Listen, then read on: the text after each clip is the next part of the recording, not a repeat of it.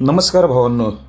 बकासूरच्या दावणीतील वादळ महाराज साम्राज्य बबनशेठ यांच्याबद्दल मी अपडेट घेऊन आलेलो आहे. उद्या पळणार आहेत की नाही. बकासूरची तर मी सकाळीच अपडेट दिली होती.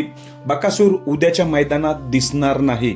त्याचं कारण देखील सांगितलं होतं. पुन्हा एकदा सांगतोय, कारण की आपला बकासूर 5 जानेवारीला म्हणजेच परवा चिपळूण रत्नागिरी येथे प्रमुख आकर्षण म्हणून जाणार आहे. त्यामुळे त्याला आरामाची गरज आहे. म्हणून उद्या आपल्याला बकासूर 4 तारखेला उद्या पळताना दिसणार नाही. बकासूर उद्या आरामात असणार आहे. उद्या बकासूरच्या दावणीतील इतर नंदी 100% दिसणार आहेत. जसं की नवीन खरेदी, वादळ, तसेच महाराज, तसेच साम्राज्य या तिघांची अपडेट आलेली आहे. हे तिन्ही नंदी उद्या आपल्याला 100% पळताना दिसणार आहे. बकासूरच्या दावणीतील वादळ, साम्राज्य, महाराज हे तिन्ही नंदी आपल्याला उद्या पळताना दिसणार आहेत.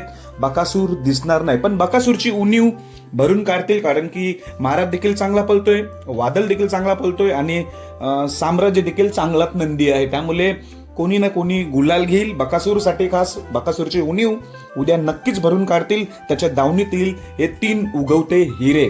पण नाराज होऊ नका. जरी उद्या बकासूर नसला तरी पण कोकणवासियांसाठी एक आनंदाची बातमीच आहे.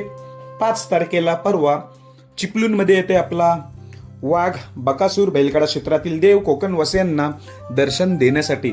बकासूरला बघताना सर्वांचं मन भरून जातंय. म्हणून ही संधी आलेली आहे. गेल्या वर्षी देखील आपला बकासूर तिकडे आला होता चिपळूणला. या वर्षी देखील परवा येतोय. त्यामुळे सर्वांसाठी संधी हे बकासूर देवाचं दर्शन घेण्यासाठी. धन्यवाद.